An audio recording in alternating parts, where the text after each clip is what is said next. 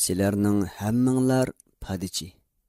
Bu qisqagina kelimeler bizni qattiq ogohlantirib, his tuyg'u va sezgi a'zolarimizni biz kelgusida cho'qim hisob beradigan mas'uliyatimizga va reallikdagi rolimizga diqqatimizni qaratadi.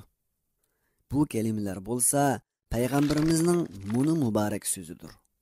Sizlarning hammanglar padichi, mas'ul bo'lg'ichisizlar. Her biringlar öz padisiga mas'uldur. Bizning bu hayoti dunyoda ko'ngil bo'lishga loyiq eng muhim ishlarimizdan biri mas'ul kishilarimizga qarata mas'uliyatimizni yaxshi ado qilish.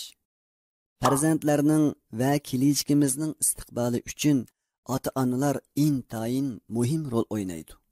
Shunglashqa payg'ambar alayhissalom ularni maxsus tilga olib mundaq degan: Her kishi oilasiga padichidir. Padisidan so'roq tortiladi. Ayol kishi erining uyiga va uning bolalariga padichidir. Padisidan so'roq tortiladi. Farzandlar bo'lsa haqiqatan ota-onalarning dunyodagi zibu zinnati va ko'z qarchug'idir. Farzandlarning yaxshi amallari va duolari orqali ota-onalarning darajalari oxiratda ustun bo'ladi. Lekin shuni bilishimiz kerakki, yuqoridagi darajalar farzandlarning yaxshi tarbiyalanishi va yaxshi o'sib yetilishiga bog'liq.